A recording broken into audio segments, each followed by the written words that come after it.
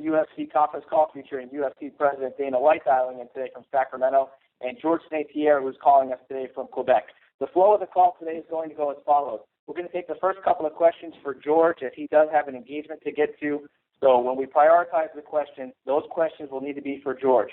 George will hang on the line for about 15 minutes, and when he's done, questions can then be directed at Dana. So at this time, we're going to go ahead and open it up for questions.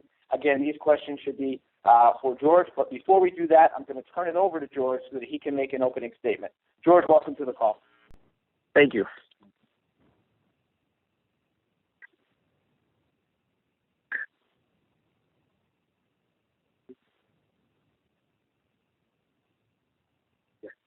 George, did you want to go ahead and make your opening remarks, sir? Oh, okay. Sorry, I'm on the line. Sorry, I had a problem with the phone. Yeah. Well, I'm here today. I've talked with Dana and Lorenzo about it. Been fighting for a long time. Had 22 fights in UFC. 15 of my fights is for a world title. I've been fighting a very long time for a high level. It's a lot of pressure, a lot of criticism, I decided I need to take time off, and I know the UFC is a business, and they can't wait for my little person, for sure. They have to keep things rolling. So I talked with Dana. J'ai parlé à Dana et Lorenzo. De ça, de prendre ma décision. J'ai 22 combats UFC, 15 de mes combats, c'est des combats de championnat du monde. Ça fait longtemps que je suis sur le circuit du UFC, je combats à très haut niveau.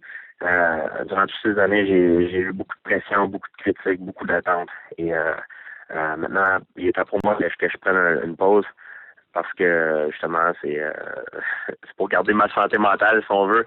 Et j'ai pas eu une vie normale durant tout ce temps-là. Pour moi, c'est le temps de vivre un peu ma vie normale et de mettre des choses en place.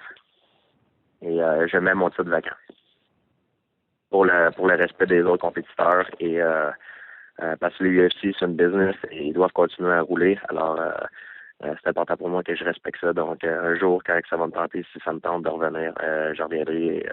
Au lieu d'avoir un sticker, un collant rouge sur mes gants, j'aurai un collant bleu et je serai le challenger.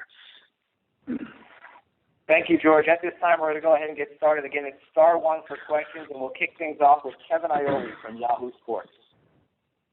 Hi, George.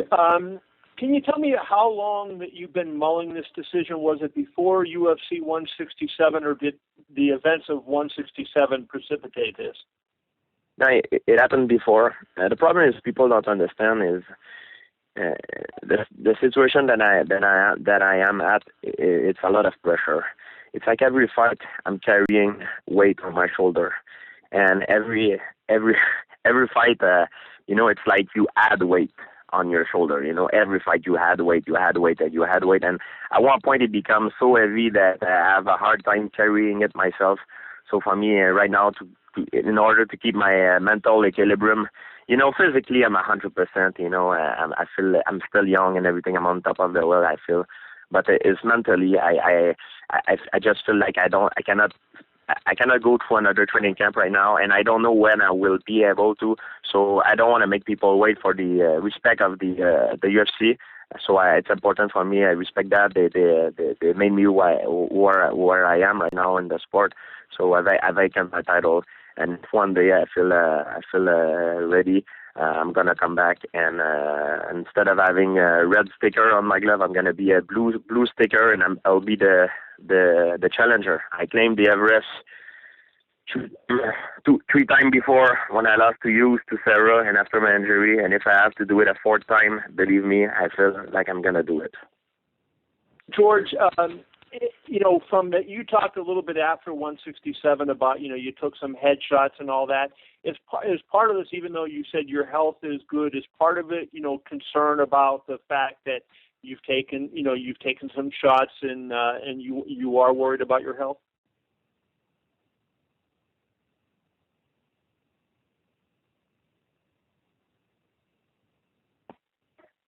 George, are you still on the line? Actually, his line just disconnected. Great. Okay, we'll work to get him reconnected. Kevin, we'll obviously come back to that question if we can get him back on the line. Can I ask Dana a question while we wait to get him back? What's your question?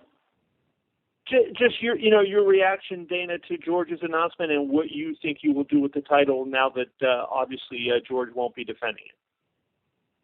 Yeah, I agree with George 100%. Listen, he sat down, talked to us, and said, I have a lot of personal issues I'm dealing with right now, and I can't even imagine going into another training camp.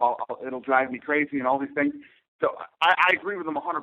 If you are not, this isn't baseball or some sport where you go out and this is fighting, man. If you have to be 100% mental, physical, emotional. If you're not, you should sit out on the sidelines and wait until you get your stuff cleared up. And I think it's the right move.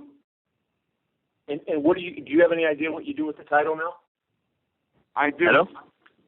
There we go. There's George. Hey, sorry guys, my phone tapped. I'm sorry. George, go ahead. I'll ask Kevin. A lot of things to change, and live a little bit more of a normal life, and yeah, that's about it. So are you going to still be a part of TriStar and help those guys train? Will you still be present at the Yeah, of course. I will. It's just that I won't have the pressure of competing. The problem with me, guys, which made me the reason why what made me champion, and the reason where I am. It's my biggest quality, but it's also a big issue for me. I'm completely obsessed about something. When they announce me for a fight, they say, "Oh, you're gonna fight that guy that date." I'm start right away thinking about it, and not only thinking, like getting completely obsessed about it. I think about it constantly. Before I go to bed, when I eat, when I drive my car, when I train, it's completely crazy. So the fact that I don't have this thing, I'm gonna focus more on something else, like normal life. I'm gonna keep training because I'm a martial artist. That's what I do in my life, and get better. And then if I come back one day, I promise you I will get much better than I was now. I'm gonna fix things, make myself stronger. And just 2 quick follow-ups. Did you feel this way in the cage at UFC 167, or did you decide that you were going to do this in the last few weeks? No, I knew before. Like I said, I knew before I was going to do this. It just built up over time. It built up after fight, after fight, after fight, after fight, until the point that I told myself, I said, you know what, I need this. That's why after the fight, if you look at when Joe Rogan gave me the mic, I knew I was going to announce it. But normally, the way the fight finished and everything, it was a controversy in part, and Joe Rogan gave me the mic. I didn't know if it was a good timing to say it. That's why it looked a little bit awkward, but it didn't look good the way I said it. I was hesitating. I don't know if I should have said it or not. It was bad timing. I shouldn't. Probably, but I didn't have the word. I was very emotional and stuff, but I knew before the fight it was going to happen. Yes.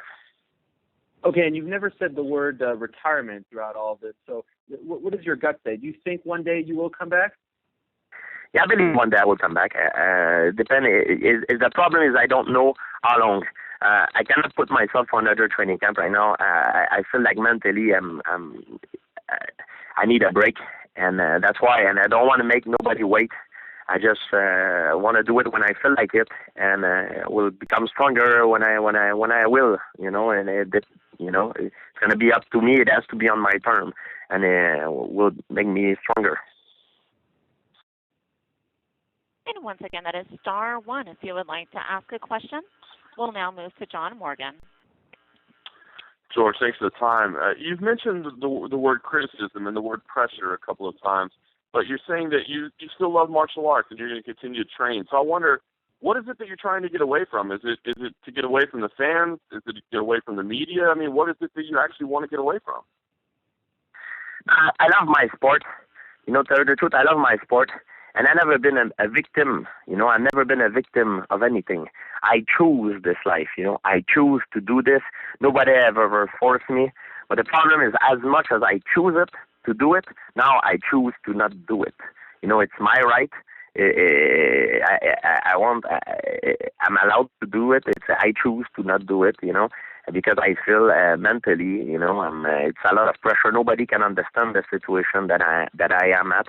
It's been all this pressure and all this weight I carry on my shoulder has been built up over a long time. People are like, oh, you only fight like maybe every 4 months. But what they don't understand is there's so much promotion going with it.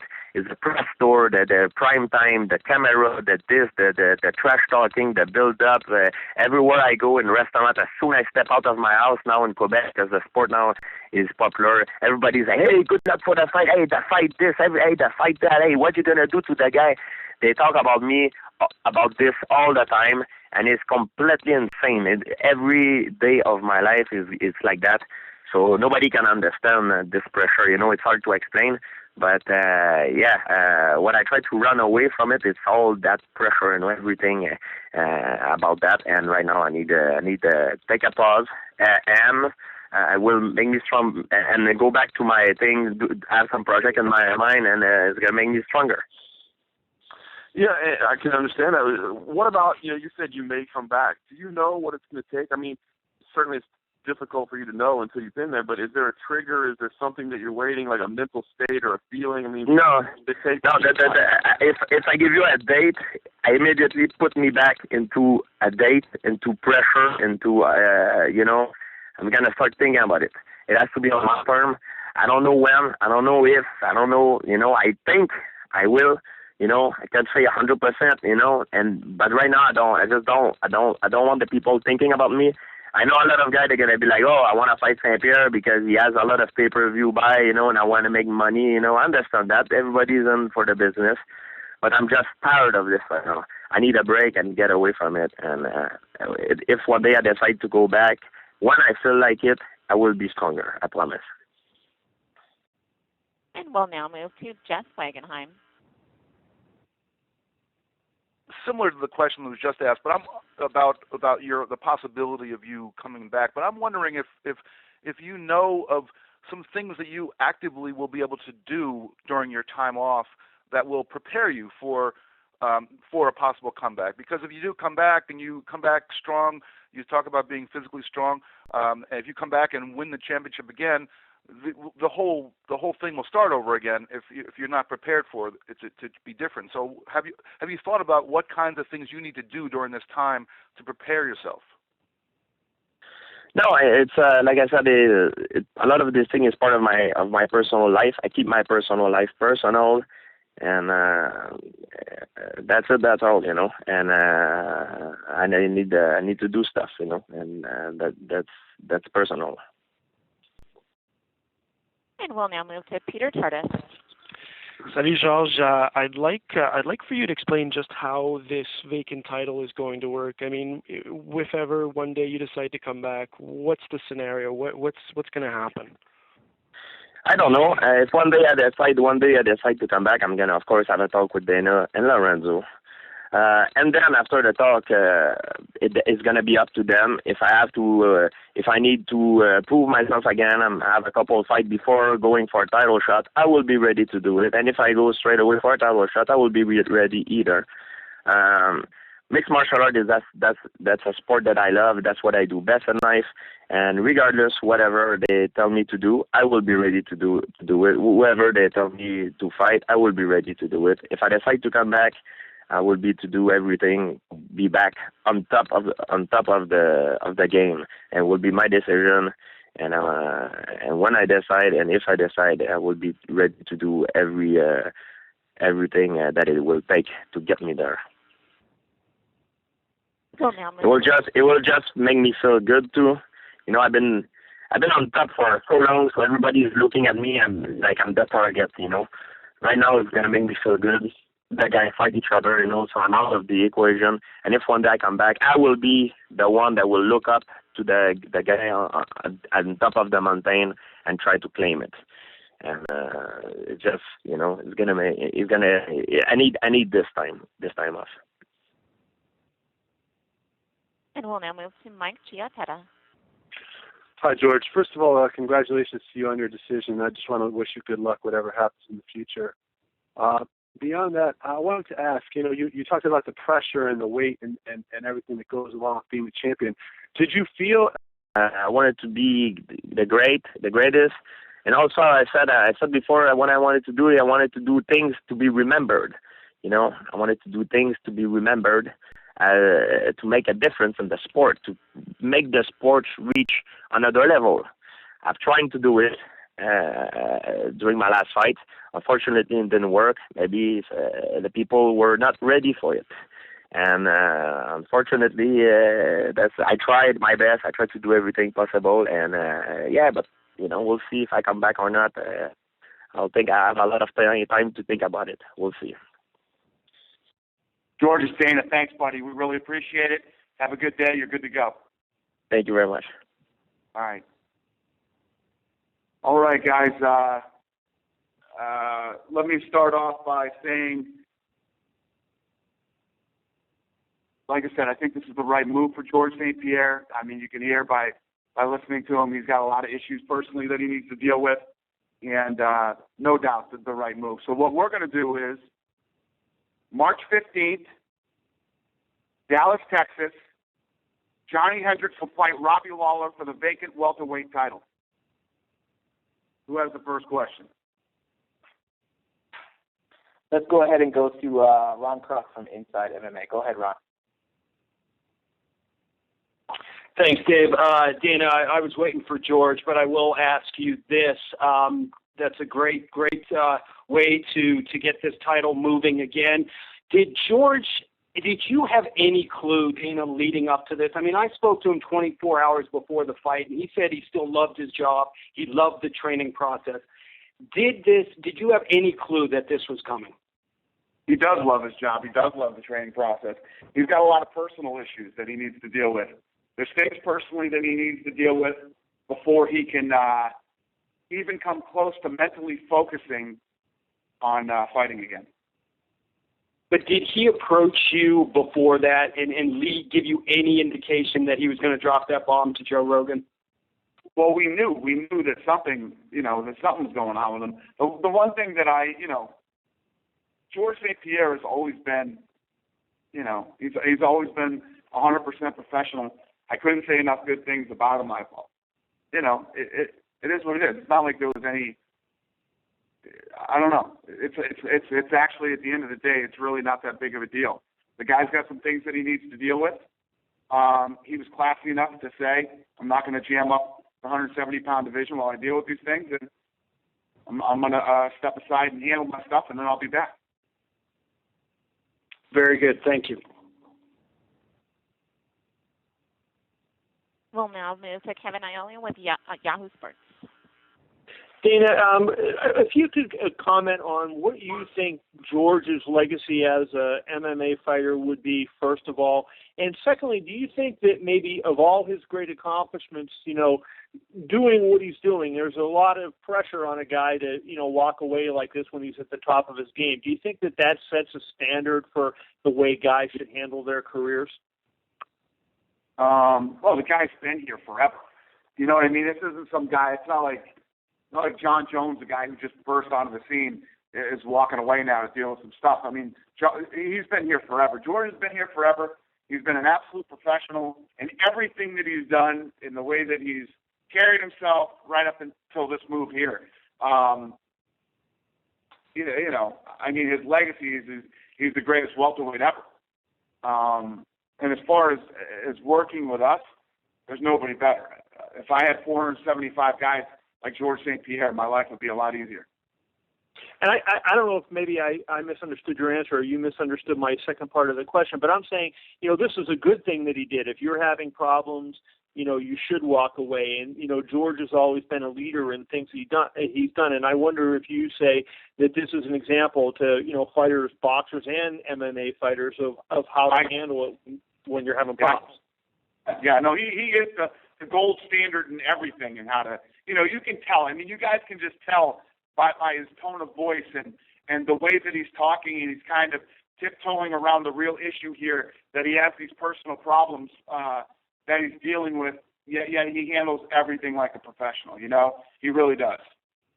And I have one last question for you. You know, at that press conference, which was one of the most amazing press conferences I had ever been to, you know, you went out to talk to him briefly, and you came back, and I think, you know, to characterize what you said, you know, it seems like a big deal to him now, but it's not that big a deal in the scope of things. Did you learn anything different in addition to what you learned that night that makes you now understand his position better? No, it's just he has these. George St-Pierre is what I mean. You could tell by the way he talks that his issues he's dealing with outside the octagon are driving him nuts. He's obsessing about them, and it's driving him crazy. So, you know, he's at a point where he's like, I just have to deal with these things first before he said if I go into another training camp with these things on my mind, I won't be focused. It will drive me insane, and I'll have a horrible camp. Okay. Thank you, Dana. Thank you. And we'll now move to Luis LaRiviere with TVA Sports. Looks like Luis may have dropped off the line, so why don't we go ahead to Dave Meltzer from MMA Fighting. So, operator, if you can put Dave Meltzer in the queue, that'd be great. Hello? Caller, please go ahead. Hi, Dave. Hey, Dana. I mean, the one question I was wanted to ask this to George, and I don't know if you even know the answer, but do you know any kind of he was talking about it was before this last fight. I mean, do you know of like a time frame, kind of when the trigger went off with him that he needed to get out? I mean, was it before the Diaz fight? Was it after the Diaz fight? Was it just leading up to this fight? I mean, did he kind of give you any indication that? Yeah, it was leading up to this fight. It was the camp for the Johnny Hendricks fight. Okay, and as far as like the pick, obviously Hendricks was going to have to be in the fight, and Lawler, is obviously one of the top guys that you would consider. Was there any reason Lawler over, and I guess the only other real choice I guess would be Condit when I was kind of looking at perspective, scenarios. I mean, was there a not scenarios. If you look at the rankings, yeah. If you look at the rankings. You got Condit, and then you got Lawler. Right. Those are the top two guys. So Condit just had a shot at the title against George, and just had a shot at Johnny Hendricks. So Robbie Lawler just beat the guy that everybody wanted to see fight George St-Pierre. Not to mention the fact that there's no doubt that the Robbie Lawler-Johnny Hendricks fight is going to be an absolute gunfight. Oh, yeah. Okay, that's what I was just kind of checking and out. I'm working on something else for Carlos Condit that hopefully Condit will be on that card too. Hopefully I have this thing buttoned up Saturday or Monday. On Condit, is Matt Brown a possibility? Condit says that he's having issues and he literally can't focus, and you can't be in this sport when that's the case. Yeah, and obviously, I mean, the show goes on regardless of the fighter, but how does this affect you? I mean, you made it very clear over the past few years that, George is the number one guy, man. He's the biggest draw. He's the biggest pay-per-view guy. How does that affect you as a businessman when that guy's gone? Same questions everybody asks me about Chuck Liddell, and Chuck Liddell's going to leave. What are you guys going to do when Chuck Liddell leaves? He's the biggest pay-per-view star you have, and yada, yada, yada, yada. Life goes on. Great. Thanks, Dan. Yep. And we'll now move to Ivan Ralph with Global.com. Hi, Dana. I want to listen your opinion about this. You talked to George. If he had lost to Hendricks, do you think his decision would be the same? That's a good question. That's a really good question. I would have to say yes. I would have to say yes that it would be the same because it has nothing to do with fighting. It's just personal stuff he's dealing with. Okay. And George wants to be the greatest of all times. In which ways this decision affects his goal? I don't think it does. I mean, how about this? How about George St-Pierre? He's already the best welterweight ever, right? Now he takes some time off. He deals with his personal problems. We have a new champion. The champion defends his title once or twice, and George St-Pierre comes back and tries to win it again. And if he's able to do that, I mean, it's just another epic moment in his career. Okay. Thank you. Thank you. And we'll now move to Richard Hunter with KRLD-SM Radio Dallas. Yeah. Hi, Dana. Having been there at the UFC 167 press conference myself and just kind of recounting the events of the night, George said today essentially the same thing that he said in the cage, and then we all know the press conference that ensued after that. But, as I recall, you were upset, and then when you went back to talk to him, you came back and without giving a lot of details told us that, you felt much better about it and you thought everything was going to work out. So my question is, from that night to today, did you have any different understanding? Did you think that it was resolved to the point that George was going to fight again, or have you known? Yeah, so that night, I just said to a guy a few minutes ago, I was really emotional. And it was more, that night was more than just what George St-Pierre said.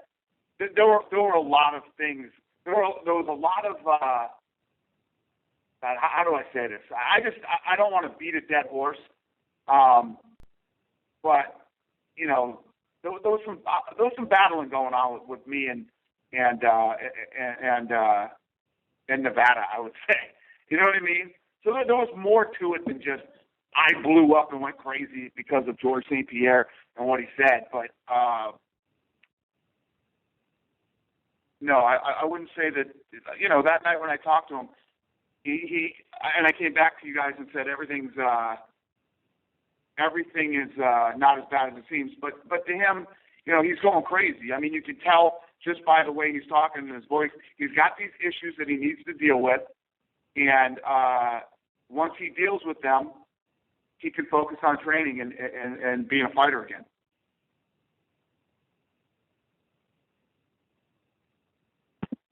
Did I answer your question? And actually, his line disconnected. So now we'll move to Gareth Davies with Telegraph in London. Hello, good evening, gentlemen. Dana, you told me a couple of weeks ago that you felt that GSP would fight again and that he would defend the belt. So when was that decision made between you, Lorenzo, and GSP? Has that come in the last few days? And have you been trying behind the scenes to persuade GSP to stay on and have a think about it for a few months and then make a decision? Has it just come about in the last few days, really? I would never tell a guy who says I'm not mentally focused and emotionally there right now to compete. And George St-Pierre will compete again. Yes, I do believe that George St-Pierre will fight again. So, you guys ask me questions that I always can't give you all the answers to. Absolutely. No, that was really actually my next question was, is your gut feeling, what fighters are like. They go away, they have a rest, they see someone else doing what they really want, they solve their problems and they come back. And very often fighters, certainly in boxing, come back for money in many cases. But is your gut feeling then that GSP will see what goes on in front of him for the next 10 months or a year and then will come back and fight again? Well, I've made it very clear to you guys like a zillion times, and I cannot express to you enough how bad George St-Pierre does not need money. George St-Pierre has a lot of money. And he could walk away forever if that's what he chose to do. I honestly don't believe that he will do that. I think he will come back. He needs to button up some things in his personal life, and then you'll see him again. Many thanks. Thank you. Thank you. And we'll now move to Karen Bryant with MMA H.E.A.T. Thanks for taking the time. I know a lot of my questions have already been answered, but Dana, I was curious. I know you always talk about people, asking you for certain fights, and I know we talked about the rankings and who's available, but Robbie Lawler is somebody who's so low key. I'm just curious how that conversation went with him, his reaction to knowing that he was going to be fighting for the title, and exactly a little bit more about why you did decide to go with Robbie again. Yeah, the reason I went with Robbie is because Carlos Condit already had a shot at the title with George, and then just fought Johnny Hendricks and lost. So Robbie Lawler was the next guy in line. So Lawler will get that fight, and Condit hopefully will fight on that card too. I'm trying to work that out as we speak. And how did they react? Johnny Hendricks went absolutely crazy, and Robbie Lawler went about as crazy as Robbie Lawler can go. Well, it's interesting, too, when you talk about something fun for Carlos Condit. I mean, when you look at the rankings, most people are tied up now. So what does fun mean? Well, I'm working on it. As soon as I get it done, I'll let you guys know. Hopefully I can. All right. Well, and lastly, just, you've mentioned how, and we all know obviously that George has been there so long. Just, I'm curious about your thoughts on the idea that we are getting new blood, at the top of the division, and what that might do for you. Obviously, we know that George is such a draw, but at the same time, you might be able to make the argument that having all this new blood in there adds new excitement to the division. Well, yeah. I mean, this is the way sports work. I mean, it's the way the fight game works. Guys don't hold belts forever. Guys don't stay champions forever. And new guys go in there, new fights happen. This is life. This is sports. This is the way that it works. But I was saying, you jumped in. I was saying, hopefully I can get this thing done Saturday, and maybe I'll have an answer for you guys at the press conference Saturday night. Or if not, I can get it done by Monday. Okay, great. Thank you. Thank you. And we'll now take a follow-up from Mike Hiatus. Most of my questions have been answered, Dana, but I just have two quick ones.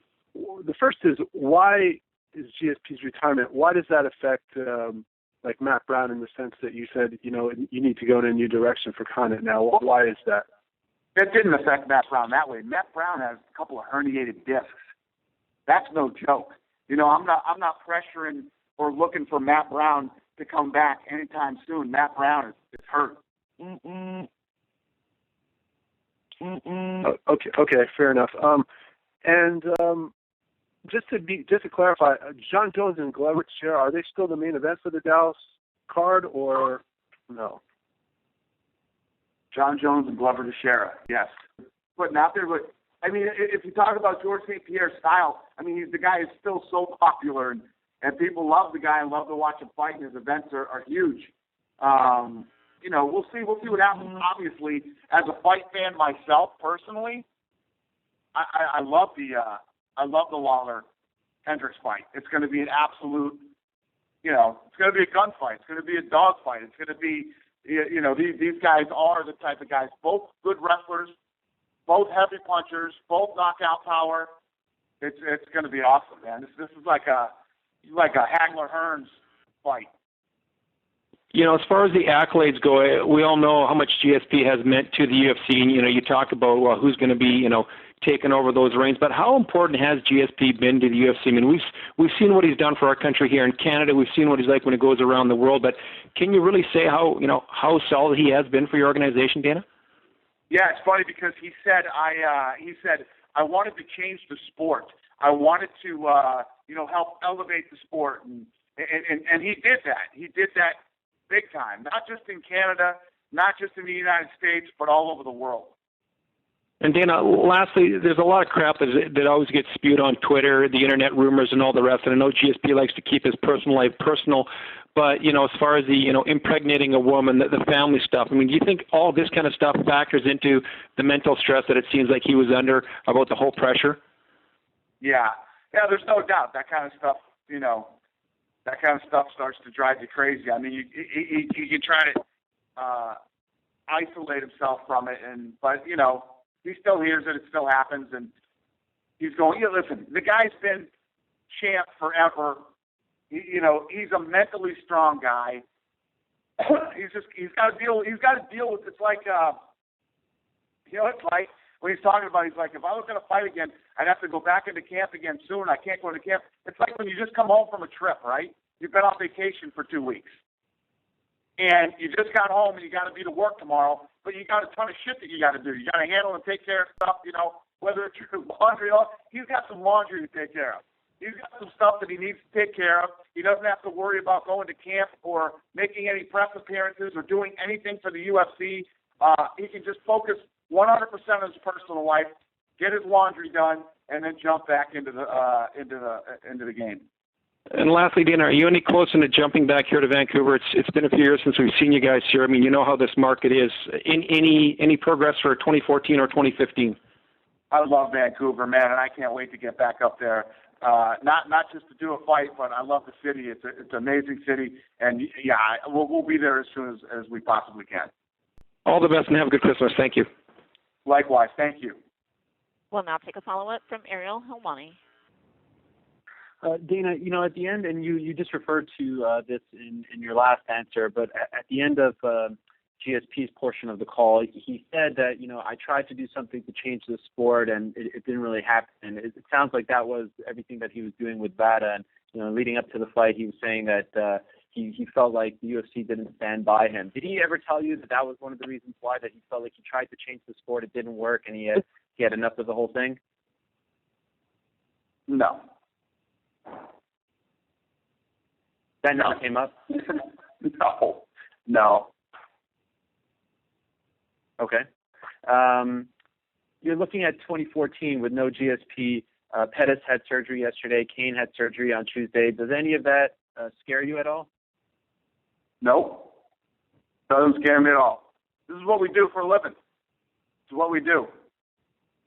If that scares me, I'm in big trouble. And just one last one.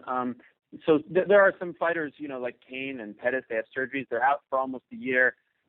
Why did you, not just let him, you say he's like a guy who's coming back from a trip and the laundry and all that. Just to have him around as an active fighter, it needs a lot. Why not just do like an interim belt or something like that? Why does he have to actually drop the title if he's coming back? Because he's going to handle this stuff. Who knows how long it's going to take. And he was just out for over a year. He was just out for over a year with ACL surgery. It's the right thing to do. Okay, thanks. Yep. We'll now move to John Oregon with Fighters Only Magazine.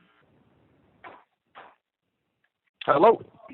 Hello, I'm here. Oh, hi, that's a question for Dana. Just regarding the contractual side, obviously you have contractual obligations on both sides with all your fighters about, appearances and times they have to be offered fights and this and that. Is GSP on a contract freeze now when he says he might be away for a year? Does that mean that his contract is formally suspended for a period of 12 months, or how does the whole thing work? Yeah, his contract freezes. And you kind of touched on this a little bit. How do you feel that GSP's hiatus is going to affect Canadian market penetration?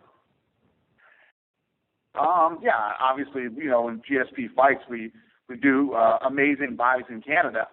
But GSP will fight a couple times a year, It's just,